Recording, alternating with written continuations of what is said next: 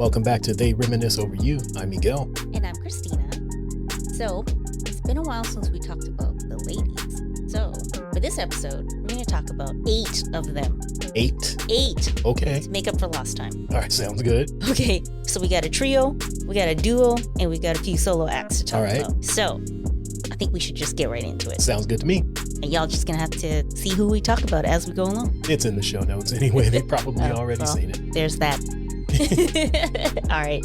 Let's get into it. Let's do it. Okay, so we are going to start with how I put it into the list here. Okay. The bad boy, cross out the boy, and bad girls, who are Keisha, Kima, and Pam, total. Yes. I gave you a list of artists to choose from, and this was one of the ones that you chose. So why did you choose total for us to talk about? Well, Bad Boy was big in the 90s. Yes. You had Lil' Kim and Faith and Mary unofficially. So there were the ladies of Bad Boy that I already liked. But Total was kind of almost like girl Jodeci. And so you know how I feel about Jodeci. So Yes. Of course, why wouldn't I like girl Jodeci? True. And then also, that hip hop swagger, like I liked Aaliyah. So it just fit all right in with what I was listening to already. And the difference with them, I think, than some of the other girl groups is there was a lot of hip hop style and hip hop swagger, but their music, I think mostly because of how the samples were chosen and produced,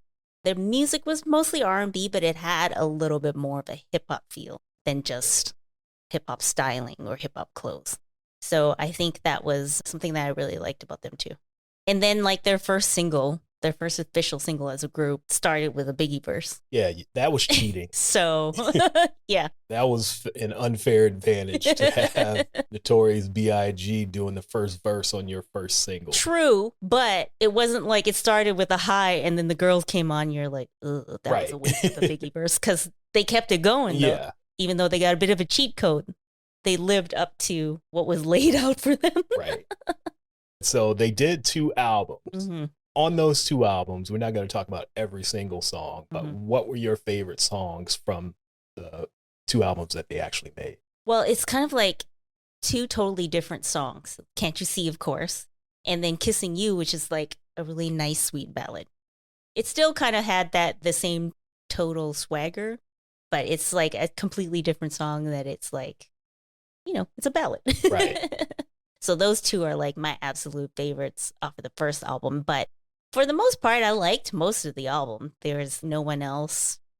And, I mean, this is history. Like, the remix has Foxy and Kim on it together. Yeah, the only song that ever released with the 2 of them on And it. the Brat's also on it. Yeah, but she's on both. Yes. But this is the only song that ever released that has both Kim and Foxy Brown. So on that it. just automatically, makes it a classic, I guess, because it's likely you'll never get that again. Yeah, I'm not holding my breath for that. I don't see it happening.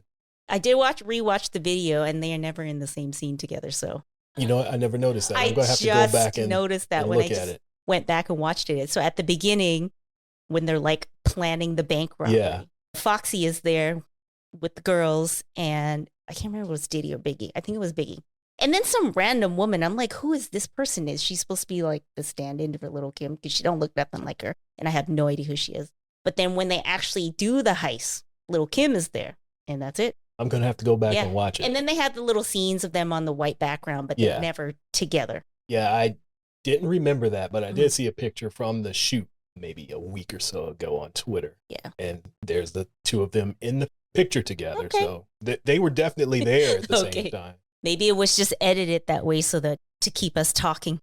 Well, this was before they were beefing, though. Yeah, that's true. That's true. Because all that stuff came out like after. But anyways, let's get back to Total. Yes. So this is definitely a historic song. It's not like my top favorite from the album, but I do like it. And then there's this song with 112 singing the hook, this Bee Gees sample, When Boy Meets Girl. Yes. Yes. I always loved that song. I'm going to go with Can't You See for obvious reasons. Yes. Because we talked about it earlier. Biggie was the cheat code on that. But since that really doesn't count for me as a total song, even though it's theirs, I like it more. But he only has one verse at the beginning. It's still I know, their but song. it's an amazing verse. Okay. So I'm not going to count that one. All right. And I'm going to go with No One Else. Both versions, the one with Kim and Foxy and the one without. Okay. Those are my The two one favorites. with just the brat. Yeah. Okay. And with their second album, I wasn't a fan of it as much because it was really Missy heavy because she did the majority of the writing on the album. Yeah. She did a lot of the production on the album. So it was different from the first album. It wasn't as hard hitting to me. It still had elements of what the first album had, but it wasn't, like I said, as like the first. Right. And that's what I liked about the first album. Yeah, I agree. From the second album, I think the two standouts was Trippin' and Sitting Home. I also rewatched the video Sitting Home, and it's hilarious. When, I completely forgot. What's her name? Faking the guitar playing? No. That's in Kissing You. Oh, yeah. No. Sitting Home, Pam is the main character in the video, and her boyfriend, her unappreciative boyfriend, is Ed Lover. And he's like, when I get home, I want you out of here. So she throws this party and she's giving away all his clothes and shoes and stuff to the men that come to the party. They're having dance routines and all that. And then he comes home and the house is just like cleaned out. And he has a little tantrum at the end. It's just silly. That was a recurring theme in the 90s where people are getting kicked out of their apartments and houses. Because Biggie did it in one of the Junior Mafia videos where they had the fake faith. When, what's her name from New Jersey? Long Kiss Goodnight. Redhead? I cannot think of her name right now. But it's on the tip of my Charlie tongue. Baltimore. Charlie Baltimore. When she was wearing the wig and the fur coat pretending to be Faith, and she got kicked out of the house. And then Trina kicking, what's his name, Warren Sapp out of the house, and they used his jersey as a floor mat. So there was a lot of people getting kicked out of their houses in the 90s and early 2000s. Hey, 90s and early 2000s, I think that's when we were like, we're going to break free from these like relationship chains. It's a bad relationship. Why am I here? I was just rewatching these videos. I'm like, Keisha is so damn pretty. And I just kind of like the three of them just had their own different styles, but it didn't feel fake. You know how when you have like put together groups, they'll be, this is the shy one and this is the tough one or whatever. The three of them had their own styles, but it felt like it was natural. Yeah, it made sense. All right. You got anything else you would like to say about this album or these albums, I should say? I would say it's almost a no-skip album. The first one? Yeah, the first one. Okay. The self-titled first one. However, I've said this before. I hate those damn sex skits that they did in the 90s. Yes. But this one's even worse. Okay, knowing what we know about Diddy now, it makes it even weirder that he's doing a sex skit with his quote-unquote employee. Yeah. And that it was Keisha. He's getting spanked. He's getting spanked, and yeah, it's just weird. And I'm just like, I didn't like it then, and I damn sure don't like it now. It was weird and off-putting at the time. Yes. And listening to it again today, because I completely forgot about it. So it took me off guard when it came on. And I wanted to turn it off, but I had to see it through. Same. I was like, I remember it, but I just kind of wanted to like see it through. And the fact that it comes on right before Kissing You, which is like the sweet ballad. It doesn't make any sense where it is. If you're re-listening to the album, man, just skip it. Yeah. You don't need that. You don't need to hear that again. It's just weird. Yes. So yeah, that's that on the first. Other than that, I love the first album. Okay. So what is your favorite moment from the career of Total? I would say the Can't You See video, because that just like really introduced me to them, like made an impression. Because I don't know if I knew this and just forgot, but I didn't realize, I just was reading their Wikipedia today that they sang the Juicy Hook. Yeah. And then I was like, they couldn't put them in the video at least? Nope, they are in it. I rewatched the video and they just look like party goers. Yes, you're right. Yeah. Yeah, but it's only two of them. No, all three of them all three of them are there? I saw them. It took a while to pick it out. So Kima has short hair. That threw me off because her hair is really short. So it took me a moment to recognize her because her hair is short the way Keisha's is. Yeah. And Pam. But we usually see her with longer hair when, they became Total. So it threw me off. She's wearing a red bathing suit. Yeah, now I remember seeing the two of them at least. I didn't realize that all three were in the video. Yeah. However, they're not known in the video. No, but you can see Kima mouthing it in one of the scenes. And it's like, of course, she knows the words. I'm going to have to go back and look at it.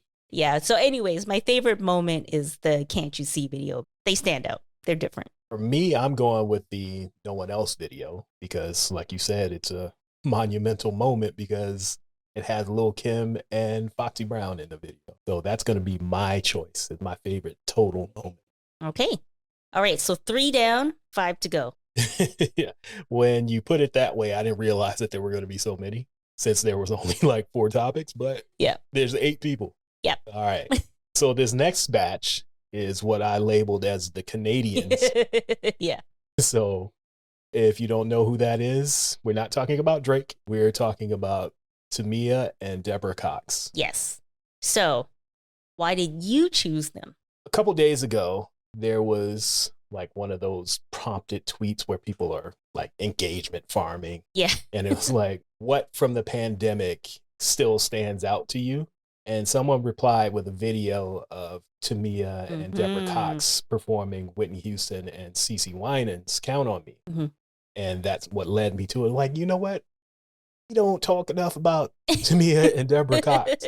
So that's why I decided to add them to this list. All right. Because they can both sing. Yes, they are vocalists. But their popularity never matched the talent for some reason. Right. And just listening to the music over the past couple of days and watching the videos, I don't understand why.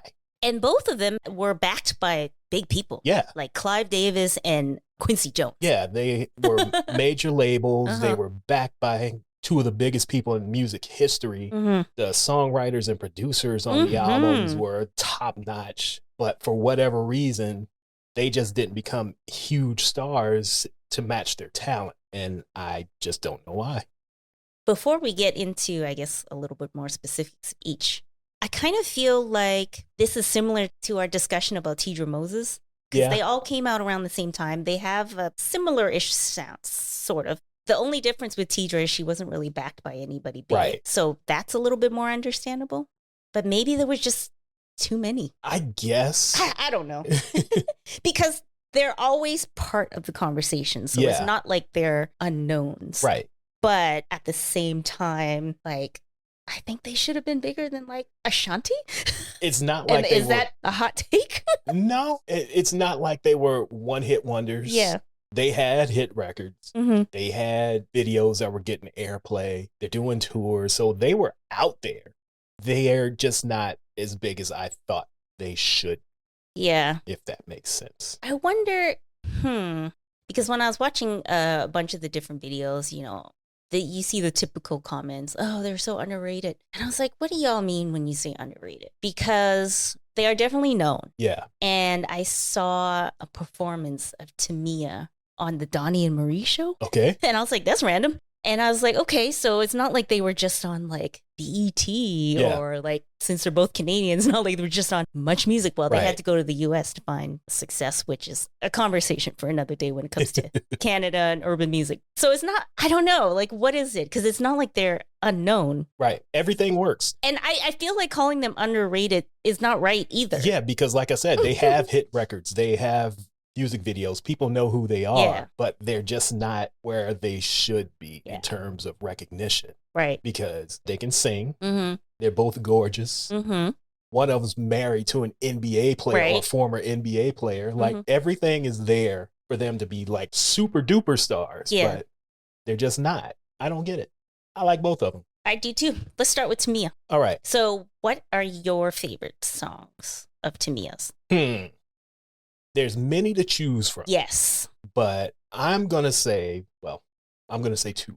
Okay. Obviously, the first one is You Put a Move on My Heart. Yes. Because that's the first thing that we saw her in. And I'm like, who the fuck is that? Yes. So that was on Q's Juke Joint in 1995. And, you know, I'm not into that kind of babyface, slow jam type music. But this video comes on and I'm like, hello.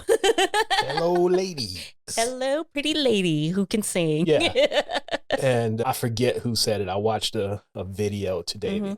They're talking about her specifically. Oh, it was the Sinbad video that you sent me when she was on Vibe. And he said the same thing. He was like, this song just does something to people.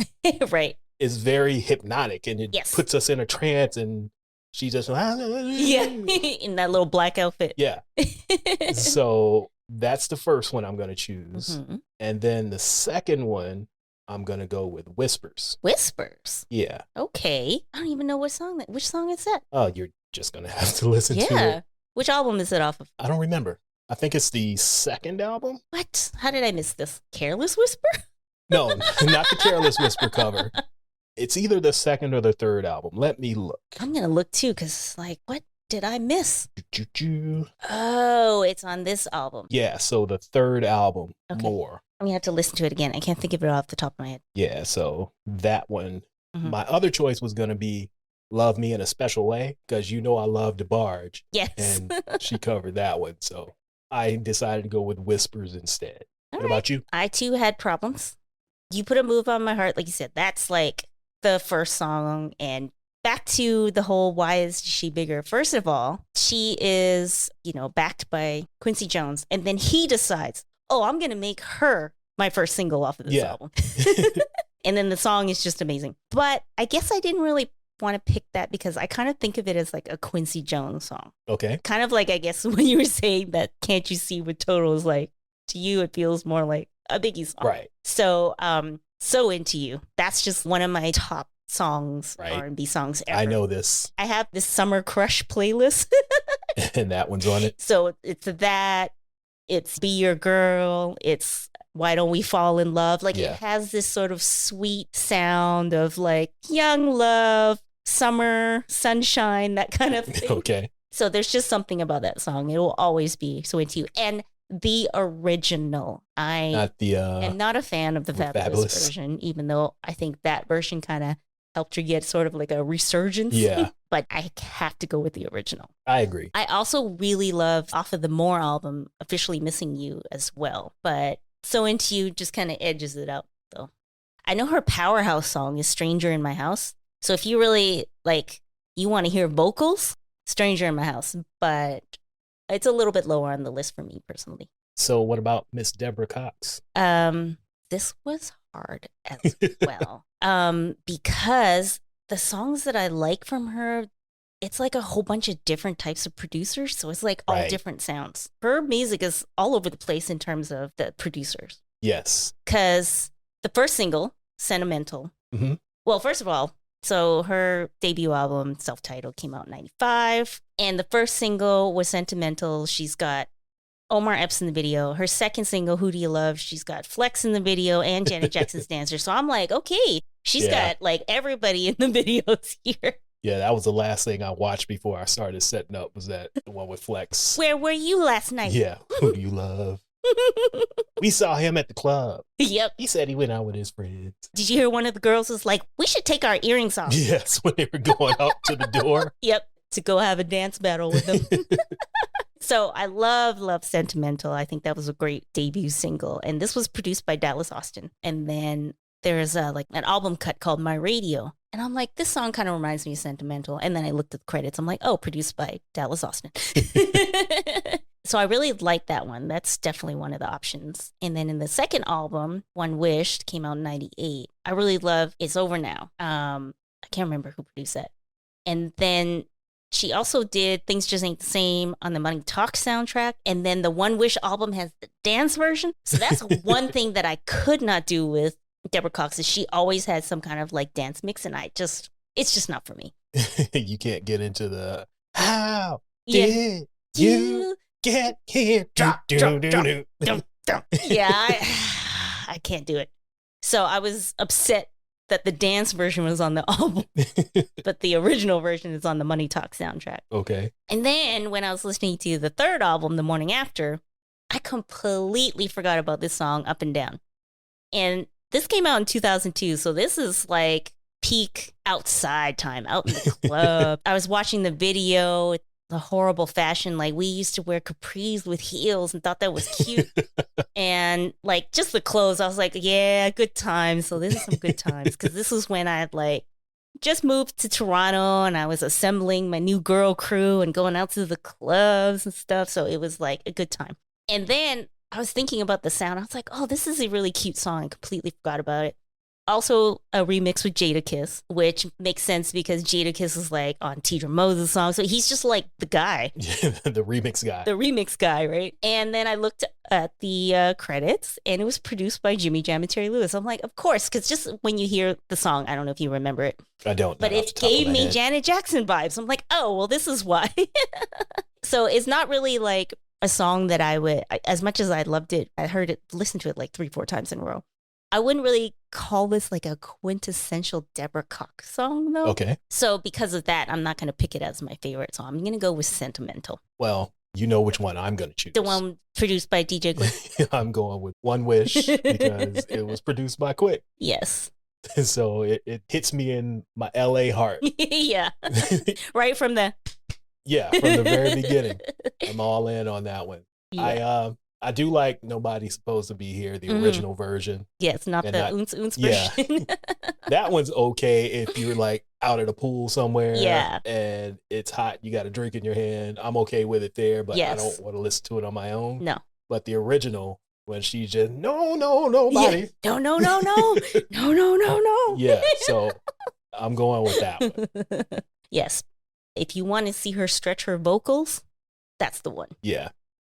So what is your favorite moment from either of these two? It doesn't have to be both. So I picked one for each. So, we talk about that age between about 10 to like your early teens where you start to discover your own tastes. Yes. So a lot of the music around that time is what we really have a lot of nostalgia. But there's also that 19 to early 20s when you're like outside. Yeah. Early adulthood. So that's like the second phase of what makes you nostalgic. So I feel like the Tamia So Into You video kind of captures that because she's just hanging out with her girls and like also just noticed today that one of the girlfriends in her video is Nicole Richie. I was like, hey, I know this little face right here. Which when I told you, I didn't realize, I was like, what's the connection? Why is Nicole Richie in this video? And you were telling me that like Tamia was discovered by Nicole's aunt, right? No, by her mom. Her mom. Yeah. Okay. Well, her adoptive mom. She was hosting an event for multiple sclerosis and a bunch of celebrities were there and she was just hired as entertainment to sing. And as she's singing, the entire room is like, who is that?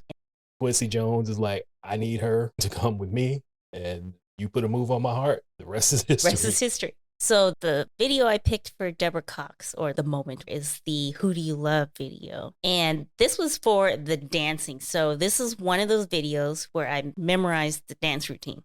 Okay. And I haven't watched this video or attempted the dance routine in like 20 years or something. But I was like, hey, I remember like half of it. Not bad considering I haven't thought about it in a long time. I don't know any of the moves. I just remember the video and then again, I watched it. Yeah, because I remember specifically like, hey, those are literally all of Janet's dancers. Right. So I was definitely into it. Well, my favorite moment is actually a twofer. Okay. And it's that video that I was speaking about earlier when they were singing the Whitney Houston and CeCe Winans song. So that's my favorite moment for the both of them.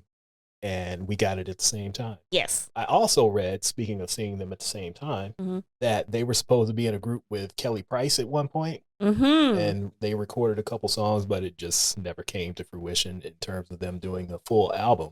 That's a lot of powerhouse voices in one group. It is. But I thought that was interesting. I never knew that. Every song will be like a Divas Live session. Exactly. All right, so we got 2 more down. Yes, and let's move on to this second batch, or the third batch, I should say, that I put under the unsung heroes category. And I call them the unsung heroes because not only are they known for doing their own music, but they're also known for doing hooks on other people's music as well. Yes. The first being Ring My Bell by Jazzy Jeff and the Fresh Prince. So they go way back. Yes, so we are talking about Zhané now. Well, I guess you kind of explain why you chose them, unless you got some more reasons you want to add. I do. I actually have a reason to go along with this, because after What's the 411, produced by Zhané, is probably the second, maybe third, quote unquote, hip hop soul album. because they're singing over these hip hop beats that KG put together. Right. Actually, I think Diary of a Madman might have come out in between the two albums, but it was very close. I think Diary of a Madman came out. Actually, now I can't remember. It was 94 or 95. Man. Okay, so this one was before that. It's possible. I can't remember. Well, I know they were all early. Yeah. But What's the 411 started it, and I'm pretty sure this was the second or third of those type of albums. Mm-hmm. Once the transition out of New Jack Swing started happening. So that's why I wanted to talk about them, because they were there at the forefront. Well, let's talk about that pioneering album then, pronounced Zhané, released in 1994. Yes. So the first time I did hear them, like I said, was on Ring My Bell by Jazzy Jeff and the Fresh Prince. I didn't know who they were at the time, but the first time I actually, quote unquote, knew them was on the Flavor Unit compilation. They were on that, and we mentioned it when we did the Queen Latifah episode as well. I forgot about this. And well, you said we talked about it, but Hey Mr. DJ was featured on the compilation? Yes. Okay. And then also that ends up being their first single as well. I remember the compilation, but my memory is a bit fuzzy where I heard them first. But I definitely, Hey Mr. DJ was the first time I recognized them as a group called Zhané. And like Total, they only had 2 albums as well. Mm-hmm. Well, 2 is better than none. Yes. And they're both good. Yeah. It's not like they're 2 shitty albums. They're both really good, and I like them both. Yeah, the first album, The Pronounced by Zhané, I like the majority of that album too. There's a good mix of like party songs, and then there's some mid-tempo, there's a couple slow songs. And like when you're thinking, you know, vibes, like they're a vibe. Like their voices are so soothing. Which is why they have a song called Vibe. Yes.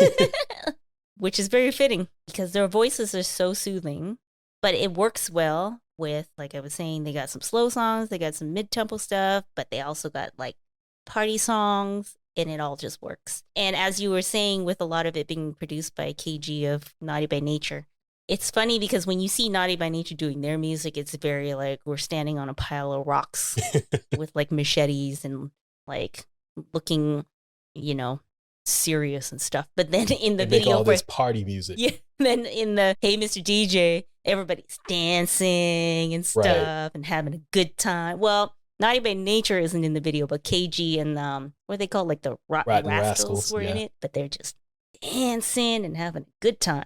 Hey, you know, one of my favorite things is seeing Vin Rock roller skating. Yeah. And actually, it's the Jamboree video with Zhané in it. Mm-hmm. There you go. Because if Zhané's there, it's a party. Yeah. So, of their first 2 albums, their only 2 albums, actually, what are your favorite songs? So, the first album was hard to pick because I love Sending My Love, which is mid-tempo, but kind of like a ballad. Well, it's a love song, I guess. But I also really love like their party songs, like Groove Thing. Yeah. And then they also have another ballad, Love Me Today, that I really like too. But they're so different from each other, it's hard to pick. So I'm kind of jumping between Sending My Love and Groove Thing, and I think it depends on mood. That makes sense. But they also had a song on the Low Down Dirty Shame soundtrack, Shame, which is also another cute up-tempo song, but that's not on either of the albums. It's on the soundtrack. So I say for the first one, I'm going to go with Sending My Love. Okay. And then for the second one, Saturday Night, I'm going with Request Line. That works because I chose Request Line as well from the second album. But for the first, I'm going with Vibe. Okay, because they're a vibe? Yes. They are. And I mentioned this when we did the Where My Girl's At episode, how they're always singing in harmony, which you said you didn't recognize until I pointed it out. Yeah, I did not, just never consciously thought about that. Yeah, they do sing separately on some verses, but a lot of it is them singing together, both hooks and in the verses. Mm-hmm. So that I liked because it was different. So what is your favorite Zhané moment? You know what? I think I might switch it up. In my notes, I had initially put the Hey Mr. DJ video because, you know, I love a good party scene. Yes. Because in 94 or whatever it was, you know, I'm sitting here thinking about, I want to be grown up and go to these things, these fun looking parties and whatnot and move out of this town. So that was my initial moment that I put in my notes. But I just remembered now that I brought up Shame. In that VHS that we have in our storage room, when I told you about my little dancing days in high school. Yes. Shame was one of the songs. Okay. We definitely have to dig this out now. But I don't know if I'm going to feel shame if we dig this out. How about I let you watch it first? I mean, I can remember it in my head. It's cringy, but I did it. Hey, it can't be any worse than me and unnamed friend, who I'm not going to say, singing Belle Biv DeVoe ballads a cappella on cassette.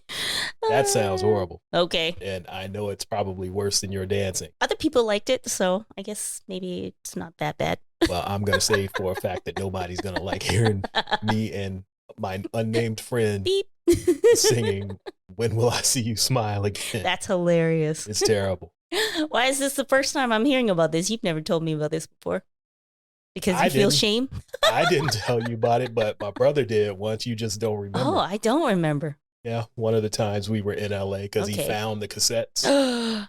Okay, I'm going to ask him for it next time we go visit. I told him to destroy him. He probably didn't. All right. Well, we do have the video in the storage room and a VCR. Hey, it needs to happen. So there's Shame, Janet Jackson, and Mary J. Love Is All We Need. Okay. Well, I'm going to move your shame along. And my favorite moment for Zhané is not actually on either of their albums. Okay. But it's on Busta Rhymes. It's a party. Yeah, that's my favorite of anything they've done. Okay. Yeah, that's the one. Okay. I'm sensing a theme as well. Okay. That a lot of these artists that we're talking about today, they have this very sort of like very sweet sounding voices, but they're always doing songs with rappers like Busta Rhymes, and we'll talk about someone soon who did, a hook for Mystical. There's a lot of but then their voices, I don't know, maybe if it's just offsets it, that it kind of works. Yeah, I can see it. And since you brought it up, bringing up Mystical, for the last one, I called this section the hidden gem. Okay. And that's going to be Nivea. And this was another one that you chose. Yes, I chose her. So why did you choose her? Well, I chose her because I love Tidra Moses and I love A. Marie. Yeah. And I put her in the same category as them in terms of like having a similar sound. And as I think we talked about in the Tidra episode, Tidra Moses wrote Still in Love, which is actually my favorite Nivea song as well. So I think it's a natural pick for me. I like Christina Milian and Ashanti, not as much as the rest of them, but they all kind of like have the similar sound. So True. If you like one, you probably like the rest of them. You may like one more than the other, but they are sort of in the same cohort. So yeah, I really like Nivea. And I think probably the reason why I don't listen to her more, and you kind of pointed this out when I made a little playlist for you, is there's a lot of collabs with some bad rap in it. Yeah. Well, maybe not a lot, but there's a couple. Like the song with Nick Cannon. Yeah. He didn't need to be on that. I mean, I think they were dating at the time, but he didn't need to be on that. She was dating Nick Cannon too? Yeah, I'm pretty sure. I didn't know that. Yeah. I know she was engaged to Lil Wayne twice and married The Dream. And which is probably why there's another song with some not so great rapping by The Dream on it. Yeah. Yeah, that's all I got. Because outside of her being on Danger and the singles, I didn't know anything about her. Like I saw the videos, I would hear it on the radio, but I never really dug into her albums until this week. And then the playlist you put together for me. We've mentioned this a few times where there were times when there would be a song that had a rap verse on it and radio stations would take the rapper off. Because hip hop racism? Yeah. Or hip hop, what do we call it? Not racism. Or is it racism? Whatever it is. People are like, we don't want that rap stuff. Yeah, but I think in this case, they should have taken rappers off of these songs. Yeah, there's a few of her songs where... Because I know Nick Cannon had his little rap thing going a few years ago, but nobody needs to put Nick Cannon on a record as the guest rapper. So and The Dream, he is like an amazing songwriter. Like so much of his work is like my favorite stuff. I don't need to hear him rap at all. Yeah. So maybe Jadakiss should have jumped on one of these songs. Exactly. Like if you need somebody to jump on an R&B song and not fuck it up. Like it worked with Maya. It worked with Tidra. It worked with Usher and Deborah Cox, which I just mentioned a little bit. So if you need somebody to jump on an R&B song, call up Jadakiss. Yeah. However, okay with Lil Jon and Youngbloods, that worked out. It did. But that's because it was already like a crunk song. Yeah, it was more of a Lil Jon record. Yeah. And technically, it's her song. Yeah, but she was kind of fit into a Lil Jon production. So that one worked out. Instead of trying to shoehorn a random rapper on a song. And it didn't work. Because the song, the one for me, it was moving along nicely until the nigga who shall not be named showed up rapping and ruined it. Yeah, I completely forgot when I put that list together for you because I was just kind of skimming the songs. I was like, oh yeah, I like this song. I'm going to put it on the list. And I was like, oh, I tricked you into listening to him. Yeah. So I'm sitting there bobbing my head along with it. And I forgot. And then Robert shows up. So I'm like, come on, man. How you going to do this to me? Yeah, but you know what? Like, music is just dicey now because Mystical is kind of in that he who shall not be named category. Diddy's in that category, you know? So I don't know. What are we supposed to do? Use Serato stems to take them off these songs and just play versions of them without it. That's all. I guess. So what are your favorite songs from her catalog? Well, as I already said, Still in Love is my all-time favorite Nivea song, maybe because I just love Teacher so much. I think it's that. Mostly because I love Teacher so much. But Don't Mess With My Man is also, I really like that. A lot of the songs that I like from her is like the peak club period again. Right. Like Don't Mess With My Man is a cute, like, you know, you can have two sides because she's singing Don't Mess With My Man, and then Jagged Edge is singing Don't Mess With My Girl. Right. Kind of have that back and forth. And as I mentioned, okay, that's a club song right there. Lil Jon's on it. That's like peak club song with the girls. Get your hair done and your nails did. Buy you a drink, make him pay for it. Like it's just, it's like a cute club song. Right. But yeah, I didn't really dig into her albums that much either. It was mostly the singles that kind of had me listen to some more of the albums, but it is still a bit more singles based. I also really like Just In Case. I'm going to go with I Can't Mess With You. Oh yeah, that's also one of, like Still in Love was my favorite song, and then I Can't Mess With You is actually my second one, but somehow I left it off my list. But glad to hear you like it too. Yeah, I'm going with that one. And the one for me minus Robert. You can cut it off once he comes on. There is an unedited version of I Can't Mess With You, which is I Can't Fuck With You. Oh, I did not know that. Yes, I was going to put it on the list, but I forgot to look for it. So All right. You can decide which version you like better. I will go back and listen to that one. I know it's probably going to be the dirty version. But other than that, it's pretty much the same song. I can't remember. Does that version have a rap on it too now? I would imagine so. He ain't going to write that song and not have a rap on it. Yeah, I can't remember exactly, but yeah, there's a dirty version. All right. So what is your favorite Nivea moment? You know what? When I was thinking of the favorite moments, I realized that I didn't really watch a lot of performances or interviews of really any of these artists. And I think when they were out, I didn't have money to be going to concerts and stuff, and the way we've been going hard this last couple of years. So most of my favorite moments are just the music videos. So I'm picking the OK video, which, as I had already said before, this is peak club song with the girls. So it's nostalgic for me because of that. However, there is stuff all over YouTube in terms of performances and interviews. So I'm going to dig into that a little bit more. I just started like a BET special, The Untold Story of Nivea's Complicated Career. Oh, okay. So maybe I'll get some insight into what happened to her. Well, the one I'm choosing for my favorite moment is a video you actually showed me a couple years ago. It's another BET video called Finding Nivea. And this is the one. Oh, it's the same one? Yeah, the same one. Oh, okay. Yeah, I was just reading the YouTube title, but the little hashtag is Finding Nivea. Yeah, you've seen this already because you showed it to me a few years ago. Then. I'll need to rewatch it then. But there's one section at the very beginning, and I can't remember exactly what she said, but you can hear like the crew start laughing in the background, and it's like the opening 5 or 6 seconds of the video. And then basically she just talks about her career, like from the beginning, and how the record label said that she was going to be the Black Britney Spears, and how they wanted her to be this pop princess, and she's doing all these pop records, and they didn't think she was urban enough. And she's like, I'm urban.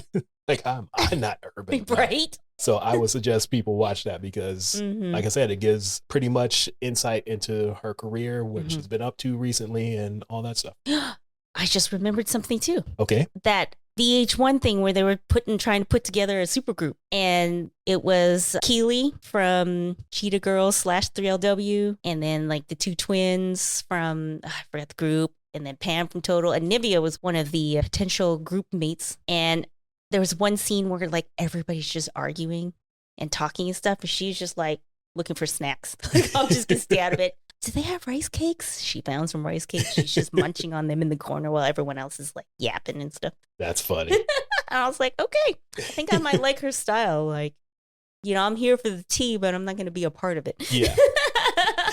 That is funny. All right. So before we wrap this up, is there anything that you would like to say about these 8 ladies that we spoke about? I think I'm heavily biased, but even just listening to these 8 ladies and then getting sidetracked by all these recommended videos, like, we really did have the best music. I agree. I definitely agree. So that wraps up this episode of They Reminisce Over You. Thank you again for coming back and listening to us. If you haven't told a friend or family member about it, go ahead and do that. Send them this episode and bring them into the family. Relive your youth. Yeah. Your youthful days. Get nostalgic with us.